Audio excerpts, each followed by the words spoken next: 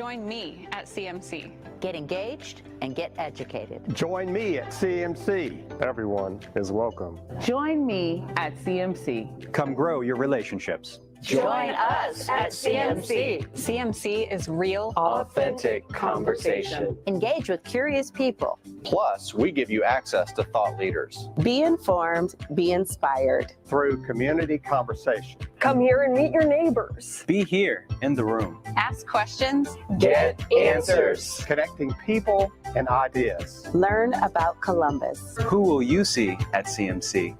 Join me at CMC. You're invited. Watch us on live stream or in person. You're invited. Join the conversation. You're invited. Welcome to CMC.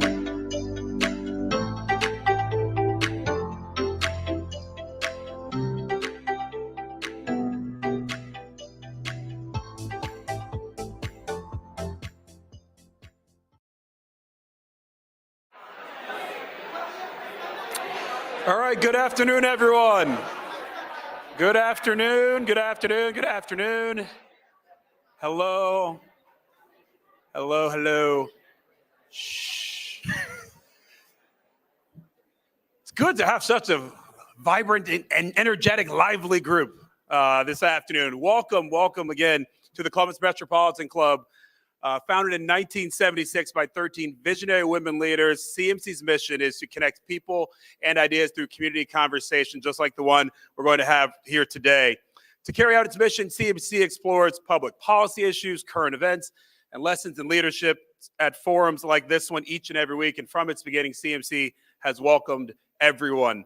I'm Matt Barnes, morning co-anchor at NBC4 today. I'm also a member of the CMC Board of Trustees. So pleased to have you with us here today. We always like to recognize our newest CMC members, and I love it even more when we have a nice long list of them like we have today. So until I'm done, please don't applaud because we'll be here forever. So we have Linda Broadnax from King Arts Complex, Megan Brown from the Dawes Arboretum, Cassia Cirilla from, I'm sorry, I'm going to get some of these wrong, Siricola, I should say, with Siricola LLC, Mark Cooper and Maureen Mason from the National Veterans Memorial and Museum, Rachel Farber with the Columbus Museum of Art, Donna Roscoe with the Columbus Zoo and Aquarium, Keith Jones with Oakwood Management Company, Jason McLarty, Deidre Nolan with Franklin Park Conservatory, Yasmin Robles with Robles Designs, Megan Shiska with COSI, Rex Lang with Bell Harbor Management of Ohio, and last but not least, Rebecca Poot and Chris Warnarski with First Financial Bank. Yeah. So welcome to CMC.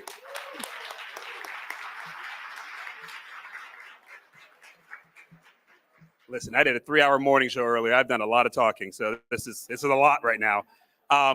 If you're not already a CMC member, we do welcome you to join.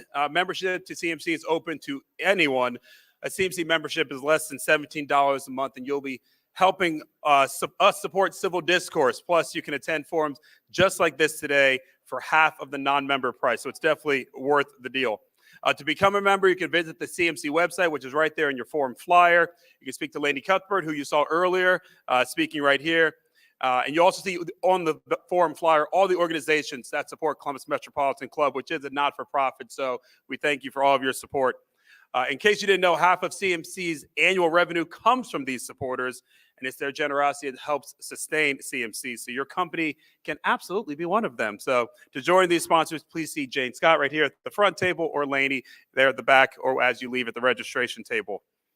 I want to take a moment to thank today's partner, the Columbus Council on World Affairs, and today's sponsors as well, the United Way of Central Ohio and Bell Harbor Management of Ohio. It's all right, give yourself a little love.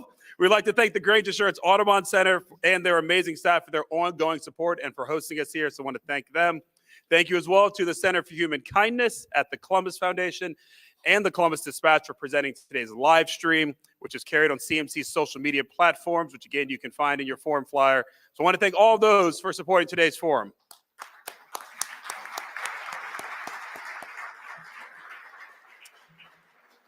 And now for why you're really here, let's get to our topic, right? Ohio's Latino community is comprised of more than 500,000 people, accounting for 4.2% of our state's total population. That, according to a 2021 report released by the Ohio Department of Development. Ohio's Latino population more than doubled just since 2000 and has more than tripled since 1980. The community is younger than the state average and faces higher unemployment, but it's growing rapidly and now owns more than 2,000 businesses in the state. So today we're going to explore the state of Ohio's Latino community, 500,000 strong and growing. To introduce today's speakers, we're going to welcome Patrick Therrien from today's partner, the Columbus Council on World Affairs. Patrick? Thanks. All right. The Council on World Affairs is pleased to be a partner with the Metropolitan Club. Our whole mission is to educate our community about the world and why it matters. And part of why it matters is right here in this room. I mean, the world's here. There's probably, a half dozen languages and 24 countries represented right here in this room. And that's one of the things we try to emphasize when we're working with our 1,200 high school students. Yeah, 1,200. That's a lot of hormones and a lot of sounds. 1,200 high school students and thousands of professionals through our training. Besides Latin American and Hispanics diversity, there is always one thing I notice in the room when there are Hispanics and Latinos. There is so much energy and laughing and joy. I mean, what the heck, right? I mean, I've been to a lot of forums, but these are always the most fun. So it gives me great pleasure to introduce the distinguished speakers for today. And I'll start in the middle with Lourdes Barroso de Padilla, who is a city council person for the city of Columbus. Thank you. Yes. And to her left is Roland Medrano. He's CEO at La Mega Media. He's also board chair of the Hispanic Chamber of Commerce. Let's give a round of applause for Roland.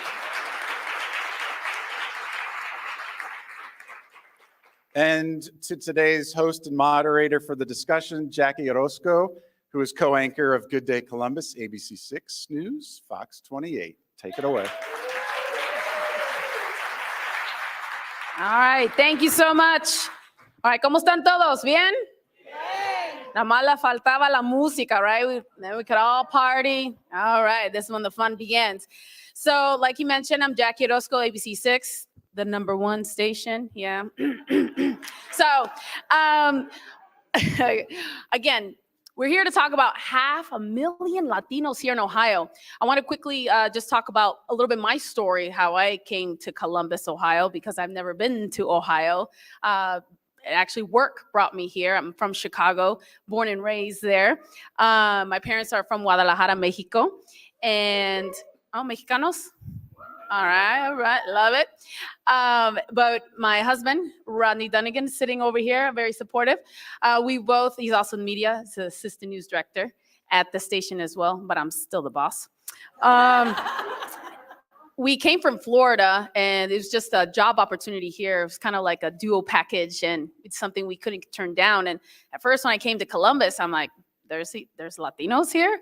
And I was blown away. I was just like, wow, there was Mexicans, Puerto Ricans, like you name it, and then when you meet one Latino here, you're like connected to everybody.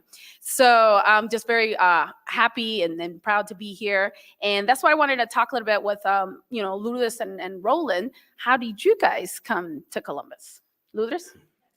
Well, first and foremost, I want to thank CMC and say, in the words of Lizzo, it's about damn time. But not for nothing, mi gente, not for nothing. I also want to say I kind of feel like it's my quinceañera today with all the friends who came. I appreciate your support. It's really our quinceañera, mi gente. It is. I came because I was born here. So my parents, I like to say they were early settlers here in the Great Plains of Ohio. Then my parents actually came from Cuba in 1970. And no, there is not a direct pipeline from Havana, Cuba to Columbus, Ohio. They came because, like most immigrants, migrants, and refugees, they knew someone. It was in the most Latino of stories, it was my aunt's hairdresser who became a very good friend of the family's, who was married to an American. And my parents came to Miami, like every good Cuban should.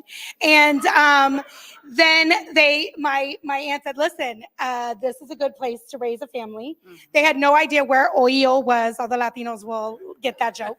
They had no idea where Ohio was. They had no idea what winter was. And so they came, and right before before winter, actually. My dad's first job was a busboy at the Kikiki restaurant. Interesting fun fact about the Kikiki at the time is all the busboys were Latino, and everyone who worked in the kitchen was Asian. I'm not sure how they communicated, but that, my friends, is the power of friendship and love. And my mother worked at my aunt's hair salon, and she swept up hair clippings and washed heads for a quarter a head, and learned English by watching All My Children, One Life to Live, which is everything you need to know about my very dramatic Latina mother. And I grew up a very Columbus kid, right? Going to Spanish-speaking church on the weekends and big dances. My dad had the first Latino food store in Columbus, which was much more than a supermarket. It was really, this was in the 80s when there was no community center. I mean, everybody was like, you met people at church or you went to my dad's store. And he built in a back room so that my family could eat dinner there and they could have like dominoes tournaments in the back with his friends, right? Because that's how they built community together. And so I grew up, I mean, like many, as a first generation kid, growing up very much in two different cultures that were, you know, often at odds with each other. My sisters, who are much older than me, those are just facts, were, I mean, there was no ESL. Like they sat in classes where they spoke English literally the entire time. I mean, and I'll turn it over because there's many more stories to tell, but this is just a quick funny story about my sisters.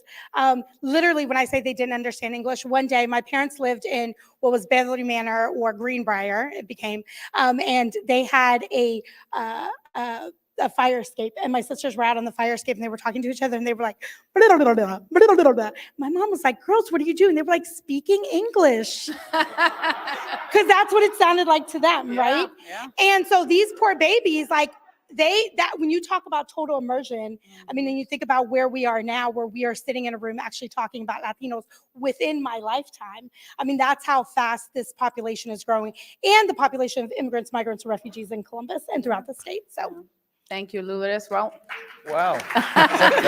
gotta top that. All right. So I said, let Lourdes go first. That was a mistake. How do you follow that now? I guess what brought me to Columbus was Lane Bryant as a retail executive, and that's what got me here.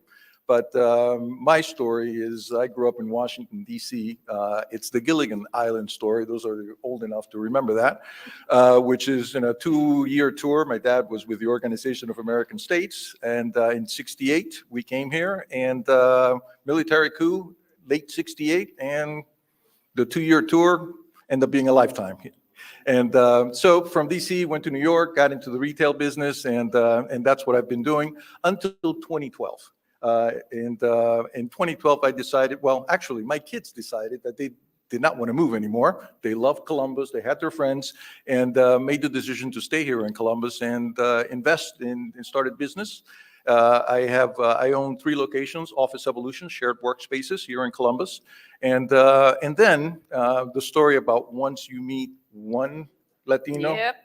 Well, I didn't know any, right? I came from the corporate world, and I only lived here 3 years. In 2009, it was 2012 when I was making these decisions, and I meet Lily Kavanaugh of Oshlag, Googling Hispanic, because I wanted to do something for the community. And sure enough, I said, I don't know anybody, but don't worry about it. We'll get you connected. Well, years later, got me into the Hispanic Chamber. I met Claudia De Leon, who's the president of the chamber, and that's how I began to get involved with the Latino community. I said, I don't want to get involved in politics. I'm about business. I do strategy. Well, once you're in the Latino community, politics, social aspects, and business, they're all intertwined. You can't, even if you try, and I have, can't get away from it. In 2018, we had the opportunity. Claudia came to me. She was working with La Mega, and said, there is this business opportunity, and I would love to see if you're interested in joining me and see if we can take this business forward. And it was exciting because I feel that our mission is very different than most media companies. Ours is rooted really in the community. It's really about helping, supporting, and inspiring the community. That's what we do. We also make sure that we're a reliable source of information for the community. And finally, we look at ourselves as the bridge to connect the community at large to the Hispanic community. You can't have a successful community if it doesn't integrate itself to the community at large. So that's kind of our task. So long story short, I'm happy to be here, and I hope that we can have enlightening conversation. Yeah, all right. Now, one thing we heard them both talk is just how they're connected. Once you know one Latino, then you know everybody. And I love the fact that you guys spoke that, you wanted to get involved in the community. Now that what I've seen that, we don't have enough Latinos, either, in the CEO sector, in the business sector, because there's so many of us. How do we kind of change that aspect? Because when we see, like you said, in the restaurant, they're busboys or things like that. So how do we kind of change that aspect to have more power in the Latino community in terms of just like job position? Yeah, absolutely. Well, it's interesting. So in 2021, I became the first Latina on the Columbus City Council. And thank you. And y'all should give yourselves a round of applause for that.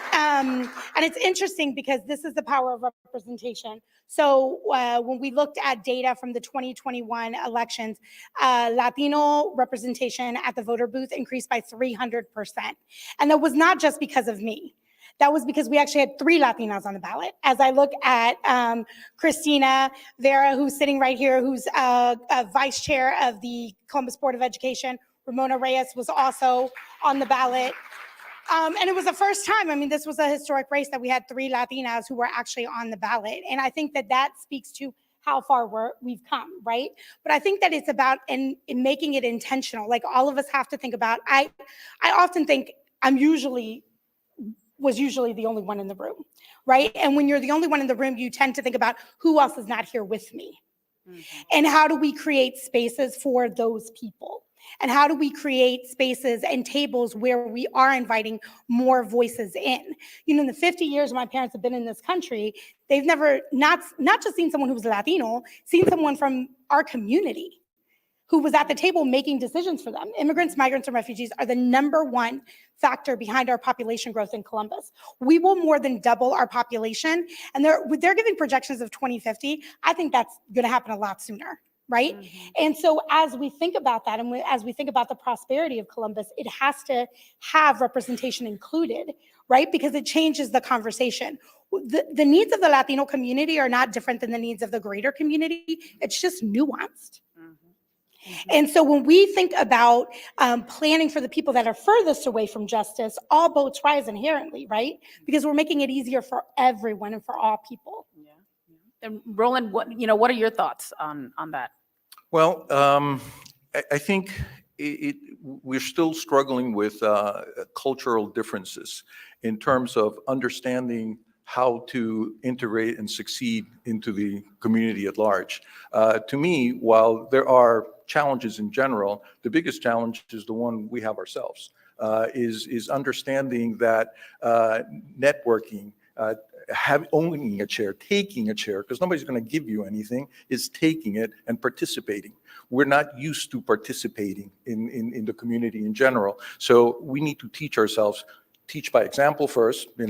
I got out of my sofa and here I am. Never imagined that I'd be sitting here speaking about these things, but it's important. And so it's really educating ourselves and participating to understand that if we want a seat at the table, we have to earn it. And by earning it, you have to be there present.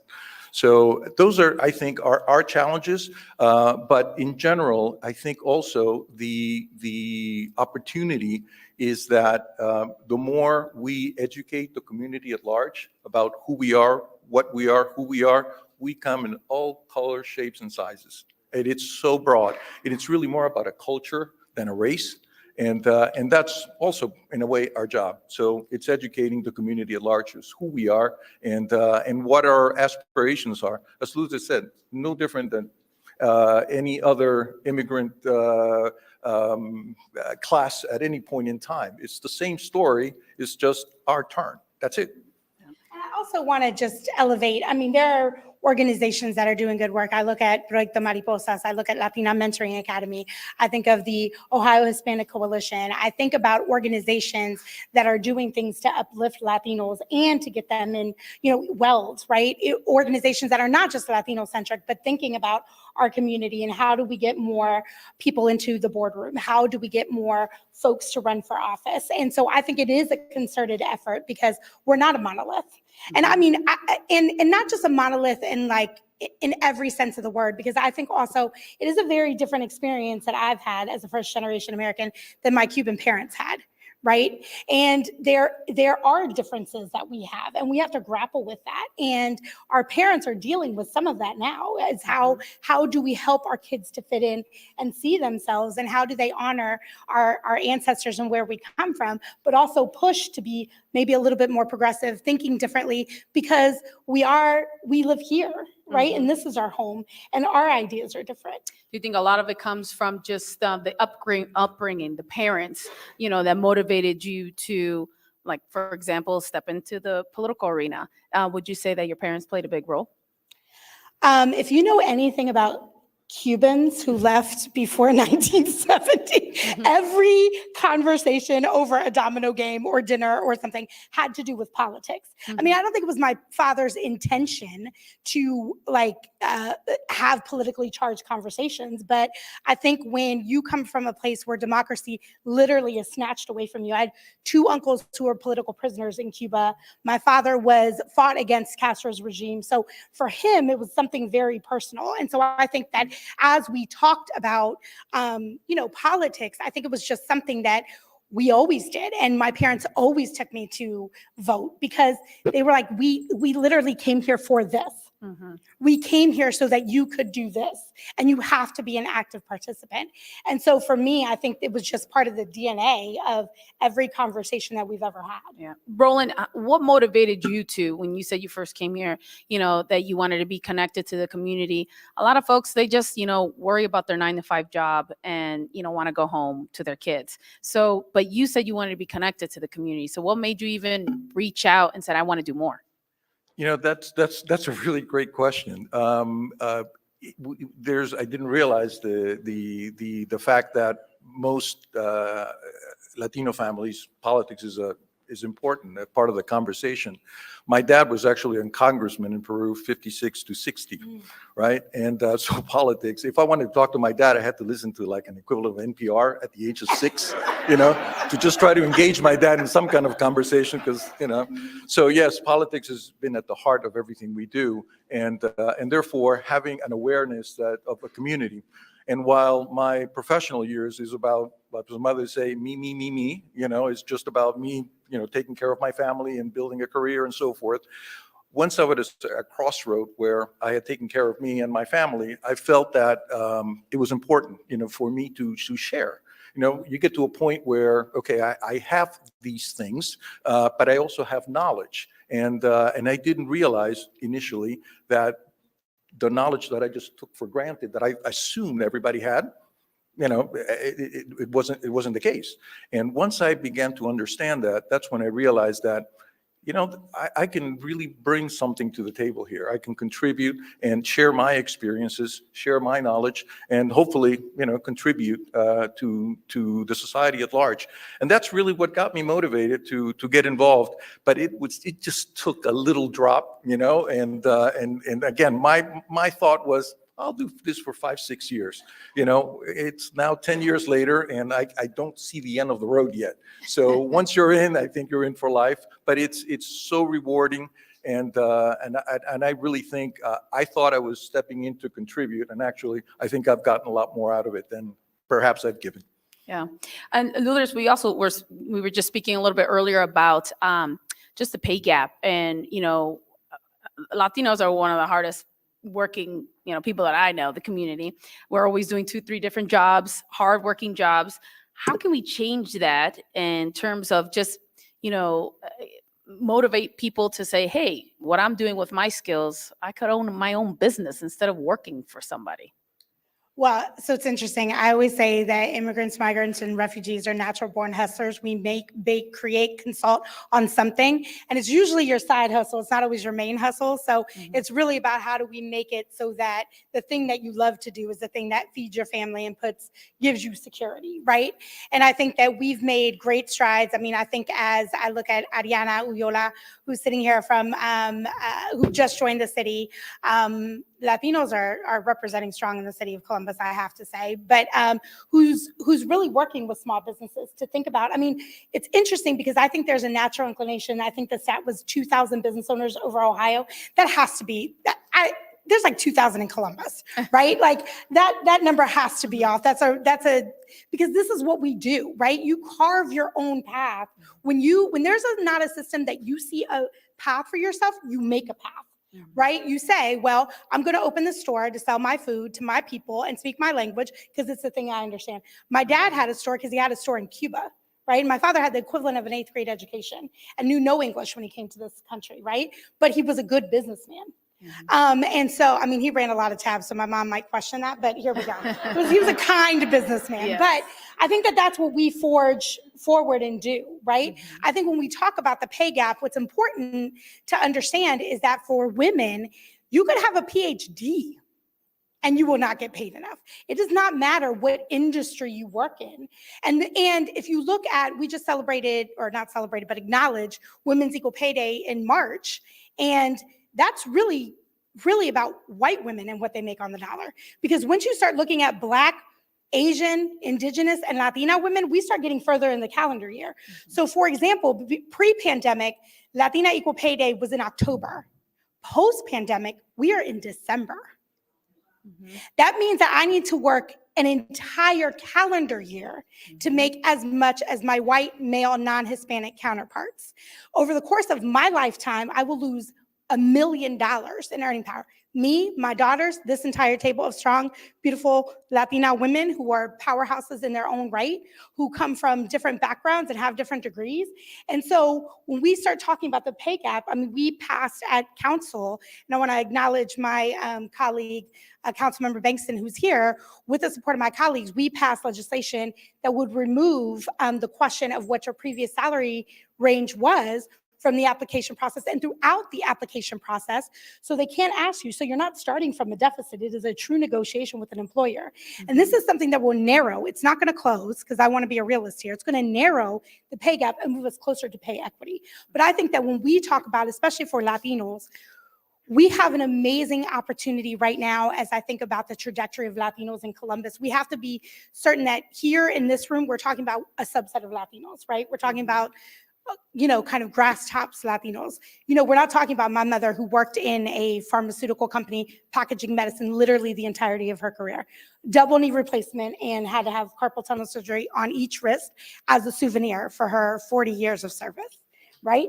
And so how do we help women like her, who's 83 and still paying for her house?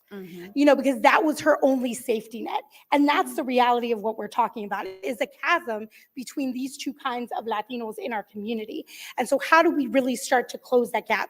We have amazing opportunities with our unions, where we know that we have skilled workers that are coming from other parts of the world that are coming here that could go in and that could get certifications debt-free. And we're going to need them, because as we look at companies like Intel and other companies that are coming in, those are amazing jobs. And you know what we're always going to need? A plumber, an electrician. We're always going to need someone who's skilled, because if a zombie movie has taught me anything, those are the people who are going to save us and rebuild society. So we're always going to need those jobs. And even if you decide to go to college, you are still going to be able to support your family. It's a road to the middle class for people. And so we need to start having these conversations. The Columbus Promise is another way for our young Latinos to go to college and see a path for themselves for free, debt-free. And we need to get our families to understand what that means, because there is dignity in that work. There's dignity in that job. And it's not the old school, like, I came here, you're going to become a doctor and a lawyer. I'm like, mommy and papi, that is not my path. But I will make you proud. So. Yeah. And Roland, I think a big thing, what she was saying, is just a lack of education. Me growing up, like she said, doctor, lawyer, that's it. Do you think just being part of the media as well is just informing the community, hey, there's grants out there, there are programs. A lot of people don't even know what's in their backyard, basically. That's true. I think education is critical. From a business perspective, the opportunities that the Latinos have are tremendous. Everything is really served. But for example, for me, when I speak to many small businessmen, they lack financial literacy.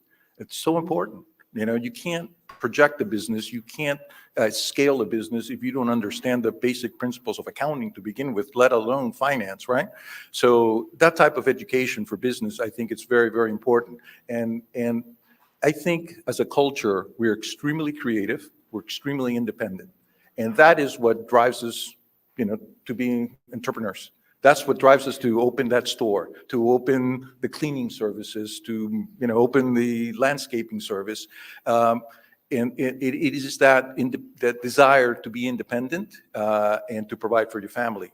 But I also think that it is part of the reason we're all here. It's that American dream, and it's kind of handing the post from the last immigration group or immigrant group to us, right? I mean, it is the image alive. And I think that is what drives us as well.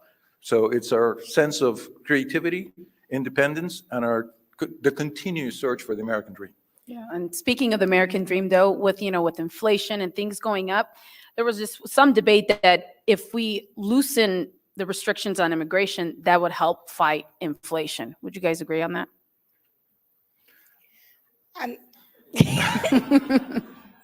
I mean, here's the thing. I think we have a broken immigration system in America, and I think that we can all agree on that, right?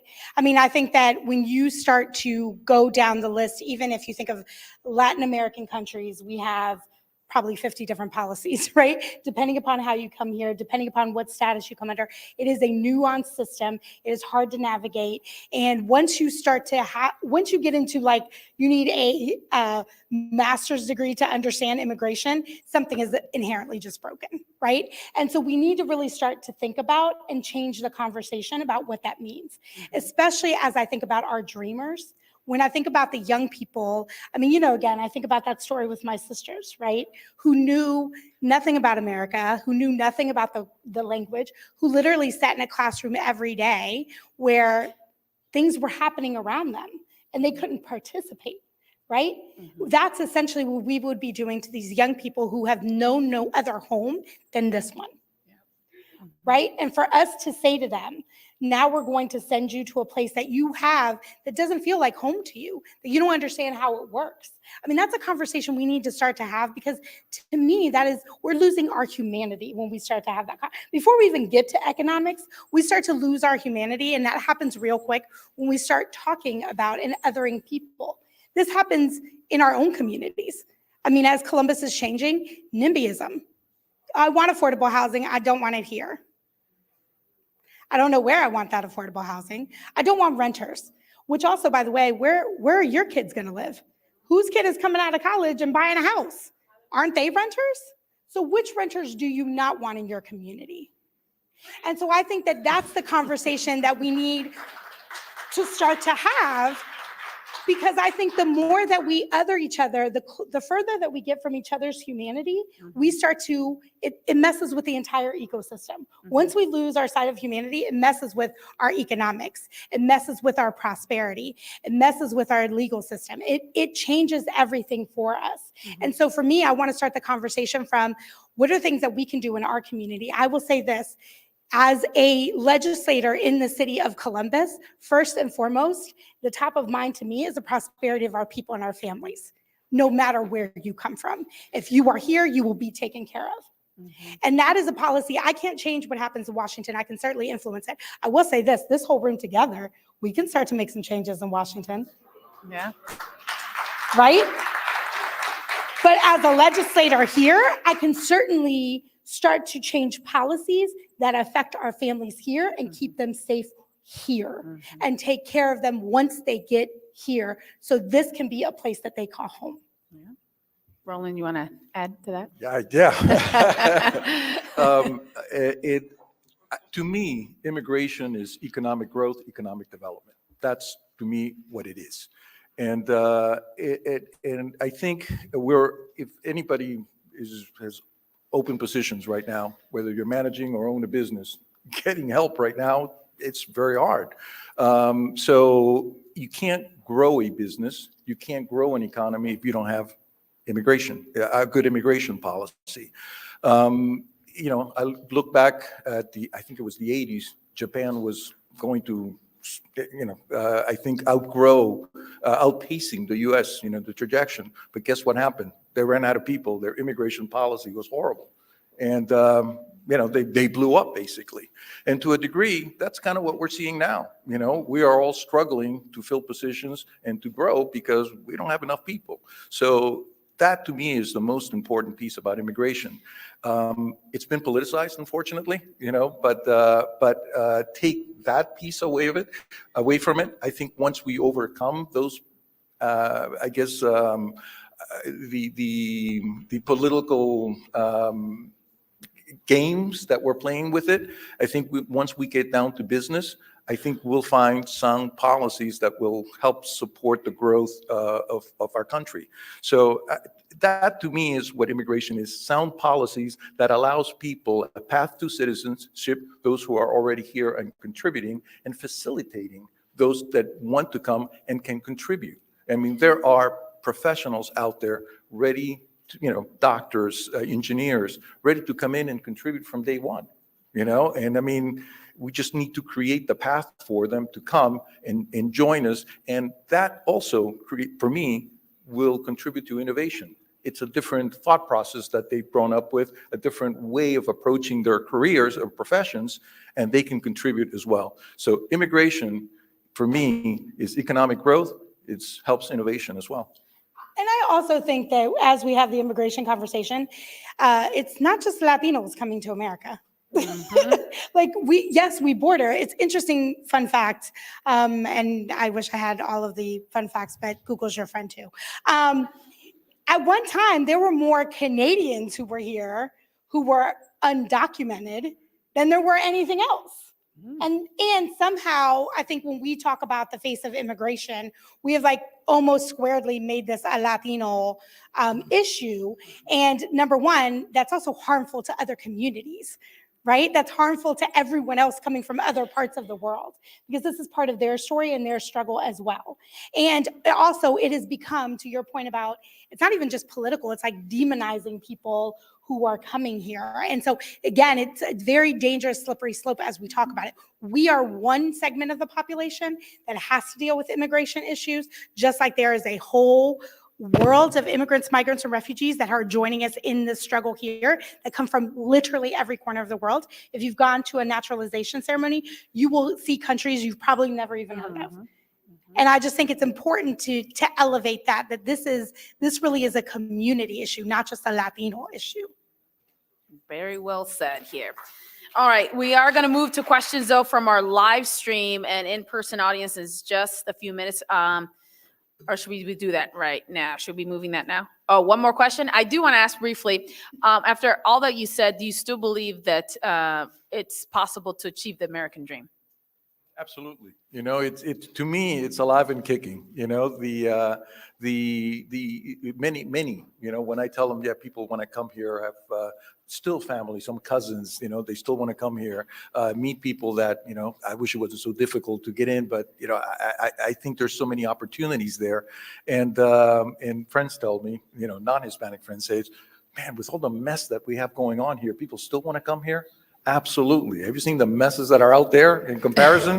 You know, we're in great shape, you know? So yes, I do think, and I also truly believe that the American dream is alive and kicking because of us immigrants.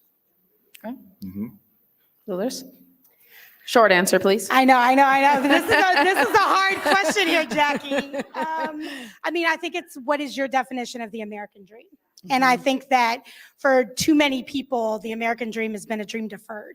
I mean, even people who have been in this country for generations, right? Centuries. And I think that the idea, I mean, democracy was an experiment, and I think we're still experimenting with it. And what that dream means to you might be different than what it means to me. And I think that, you know, when I think about on the very basic level of, again, like if people are willing to cross an ocean or a desert or get on a plane and like literally have no idea what is on the other side, they just know it's better than what they are leaving, I think then we have a responsibility to meet that expectation of safety and security and prosperity, whatever that means for that family. All right. Well, it's CMC's long-standing tradition to take audience questions. So Lainey Cuthbert back there with CMC's curating questions for today's live stream audience. For those of you with us in person, please join Lainey at the microphone. And out of respect for others, please keep your questions brief and to the point so we can get as many as possible. And we don't, have a little hook to say, okay. Remember, it ends with a question mark. So Lainey, what's the first question? Thank you very much. Freddie Jimenez, and I'm very sorry if I've mispronounced your name, Freddie, asks, in regard to the professionals coming to the U.S., what can we do for their credentials to be acknowledged and accepted? This is a major barrier for Latinos coming to the United States. Yes. It's true. Yes, it is a challenge, and I think there are programs that are being developed to expedite the process. I think again, resources are there. People don't. I kind of go back to Ellis Island, right? I mean, immigrants came in on boats. They were processed. They were told what they needed to do, where they needed to go, and they were on the mainland, ready to take them and point them in the right direction. We're lacking that, so basically they're coming and they don't know where to go. So they reach to the friend, to the cousin or whatever, and they may or may not get the right information. And you see somebody that is an attorney, an engineer working as a waiter, right? Because they got to live.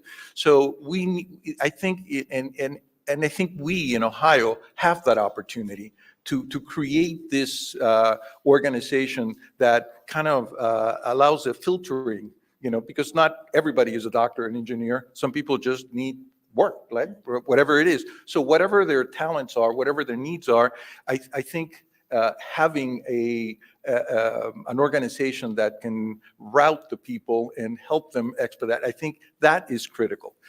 So I think we need to figure out how to do this at a state level and probably, a national level as well, because opportunities are everywhere here. So it's finding them.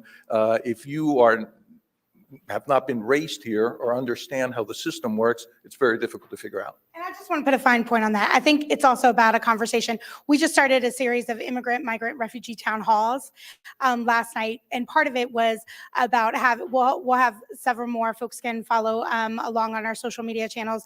We'll share the rest of the dates, but I think it's about also having conversations with industry leaders about what that looks like, because it's nuanced everywhere, right? Sometimes it's about medical terms. Sometimes it's about policies. Sometimes it's about certifications, right? So I think it's a longer, the reason I answered yes is because it's a complicated question, because it depends on the industry. And I think it's really up to us to have those conversations about how do we, again, make this more accessible for everyone. All right, now we have a question from the audience. Yes, hi, my name is Matthew. It's very nice to meet you all. I'm a student here with Otterbein University, and I currently double major in communications and Spanish. So I would be remiss not to bring up the idea of compulsory language education for all of the youth here in Columbus. So I am just curious about what are your thoughts on requiring Spanish language immersion for all of our students in our public schools so we can better help integrate our community on a communication basis? One thing, Christina, you should give a little Miss America wave, because we have one of our school board members here. You should definitely follow up with this conversation. But I mean, I think that anytime that we're adding skills to young people and giving them the opportunity. I mean, we have a couple different language immersion schools within CCS's network. And I think that, I mean, we can see, we even have an international school. We have a school for students who are coming from all over the world, that they have the opportunity to all be together in a school. So I think whenever we give our young people, you know, one more skill, one more tool in their tool belt, it is helpful, especially as we think about language, Spanish, because it's the second most spoken language in this country. I mean, it's a skill you're going to use, right? And so I think how we change it to policy is a different kind of conversation. Especially, I'm not sure if you've paid attention to some things that have been coming out of our state legislature and their ideas about what people should and shouldn't be learning. So it becomes a little bit of a slippery slope, but that's where local municipalities coming in with a partnership with our district leaders really could help to see something like that really become policy. I think being bilingual, trilingual is really important, because it's not just about learning a language, you learn culture. And that's the biggest benefit. I think the more broader we are in our thinking, I think the more we can bring to the table, you know, once we graduate from school and become part of the workforce. So having that ability to have a different perspective on any one issue, I think it's a huge benefit. Thank you. Mm-hmm. All right, Lainey, are we going to take another audience question? Okay. So I have a question, Kay Wilson. We have United Way here. I think Columbus Foundation is here, Columbus City Council. How can we bring together, coalesce a group on a unified effort? I know I struggle when I try to find the numbers for new immigrants for the Latino community, and I only have the source of the census. So how could we come together in a unified effort, maybe on a grant or policy, grant to support policy, to find out the actual numbers for Franklin County and the businesses and those that are of the Latino community, the community of color in general, just to find out our businesses and the economic strength that we have here in Franklin County? You know, this is a great opportunity. We've ourselves struggled with this, right? And we rely, you know, on the resources, government resources, to get some of that information, but we also know that it's not accurate. The answer is yes, we'd love to partner with these organizations so we can better understand. It's also and we do this for the sake of our own business. You know, we need to understand where the community is so we can reach out to them and make sure that they participate in whatever, you know, the matters are at hand, you know, from voter registration to health matters, right? And education. So we would love to partner. You know, afterwards, I'd love to sit down and speak with you and you know, set up a meeting so we can talk about it further. These are one of the aspects of as to why I got involved, because with media, with a privately held company, we can actually expedite a lot of these matters, and I would love to be able to have further discussion on that. And Kay, our office has been working on we bring together a group called the Latino Leaders Group. It's modeled after another group where essentially we're working to, how do we really build our organizing muscle as a Latino community? We've been acting as a convener for that group. We started doing calls. We did our in-person, how do we kind of organize? When I look at the Ohio Latino Affairs Commission, which Lily Kavanaugh, who's the executive director, is here, who is an amazing data source and a center pole for everything Latino within the state of Ohio, who can then start to break down some of those numbers for us locally. But this is the same conversation that we've been having. We've had different kind of organizing effort. I think that we are at an incredible tipping point as a community. The most organized I feel like we've been, the most connected that I feel like we've been, the most resourced that I feel like we've been.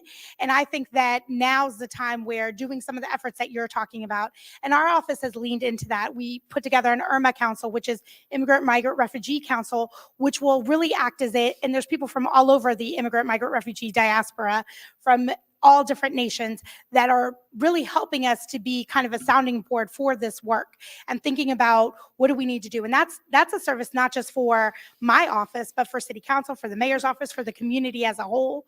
And so we're looking at what are the ways that we can really use, the influence that we have in this position to be a convener for the community, with everything coming from the community, but knowing that we have a space where we can bring people together. Thank you. Buenos tardes. My name is Miamo, also window over the Columbus Police.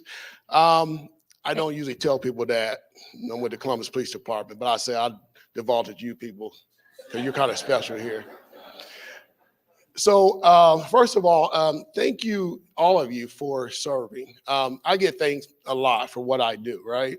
So at the end of the day, thank you for taking the time out to serve your communities and giving up your own time. You're not always getting paid for what you do, and you're not necessarily doing it for the pay, right?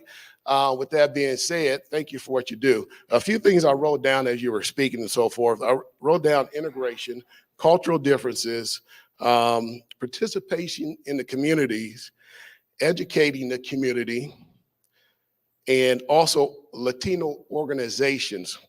So with that being said, I'm a community liaison officer. I'm on the 9th precinct on the east side of Columbus. Anybody knows anything about that? Basically between Eastland Mall, Broad and James Road area, Councilman Broso de Padilla, I believe that's your area. So with that, I been on the apartment about a little bit over 25 years, born and raised in that side of the area, on that side of town.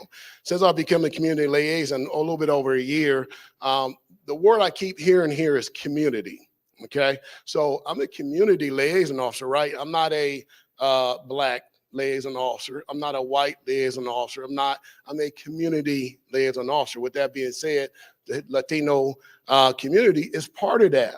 So with that being said, I had an event last year. It's in the Fairmore area. There's I know because I worked there quite a bit, there's quite a bit of Latino population in that area, and I wanted to reach out to them last year.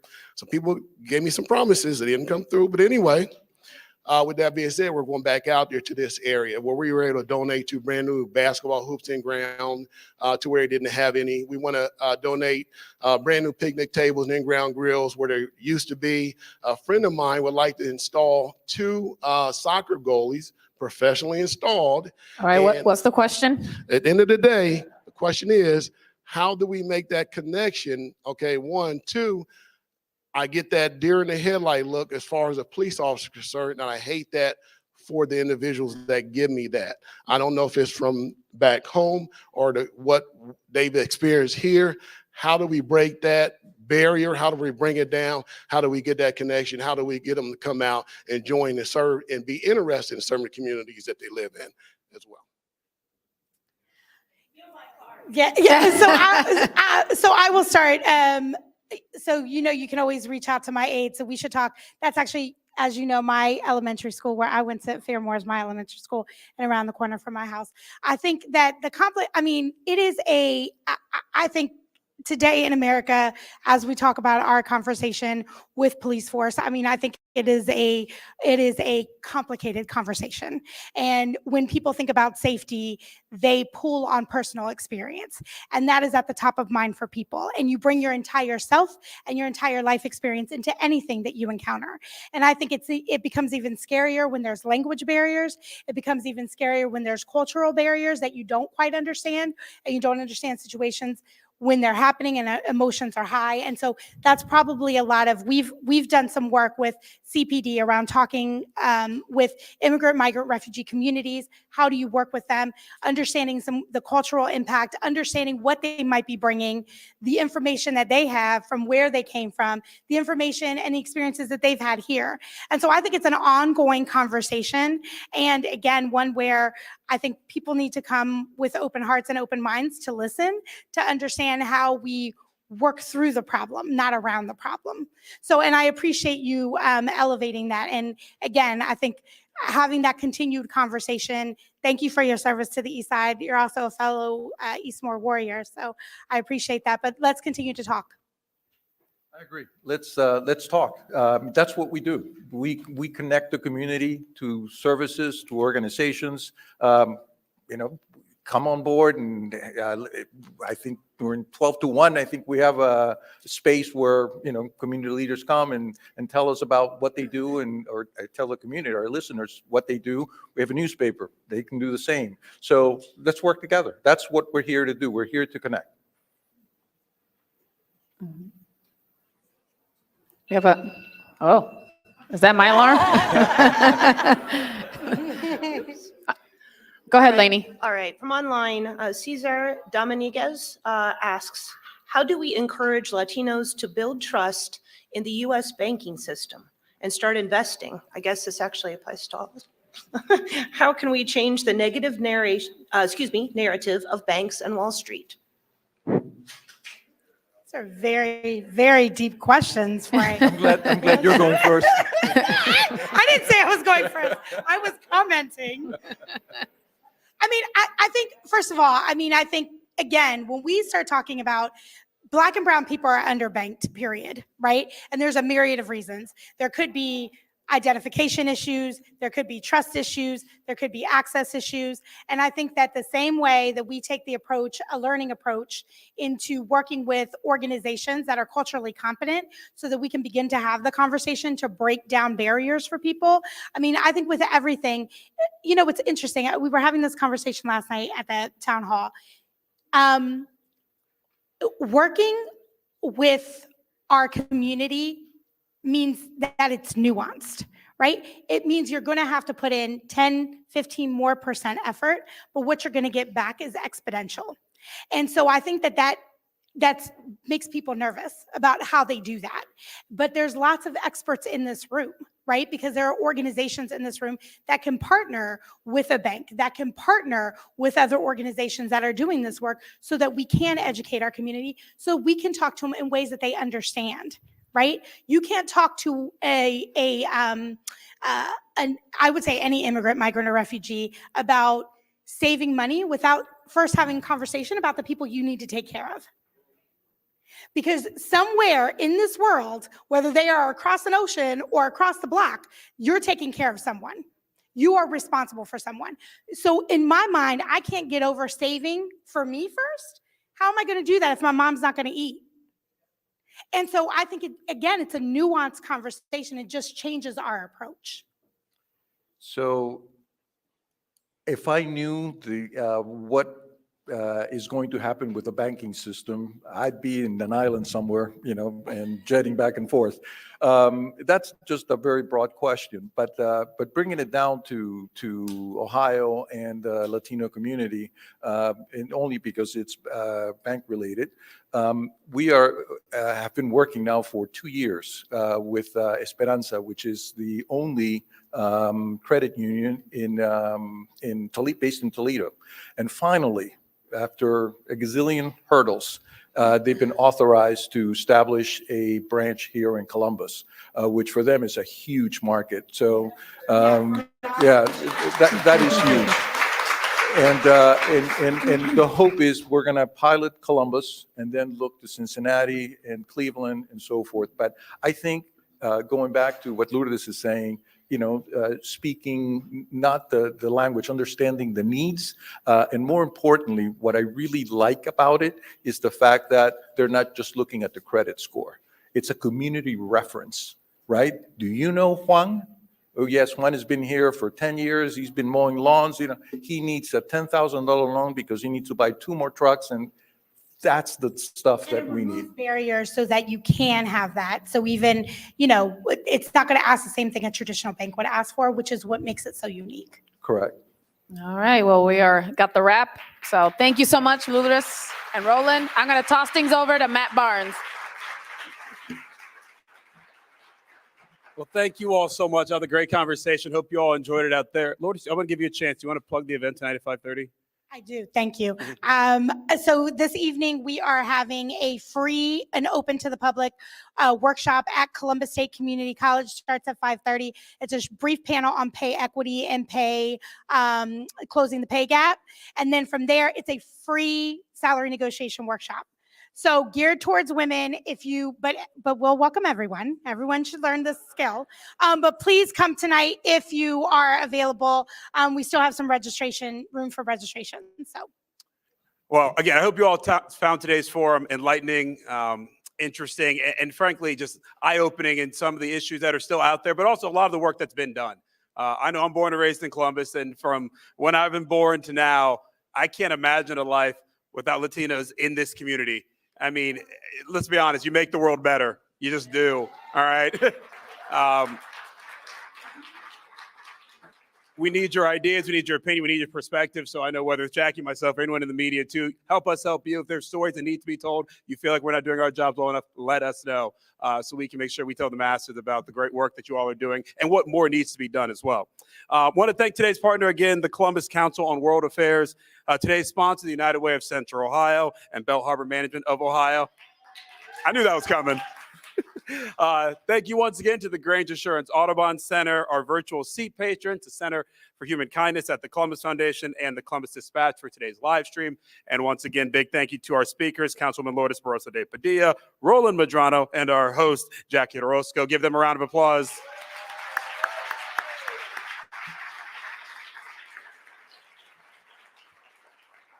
And listeners, this is your first forum. Don't make this your last one, right? We have a lot of great ones there in the forum flyer, including next week. Next forum, a one-on-one with former Ohio Governor Dick Celeste will be here at the Audubon Center. So take a moment, also answer that short survey on the forum flyer. And again, make a note to come to a future forum as well. Have a wonderful Wednesday. Thank you so much for coming. Appreciate it.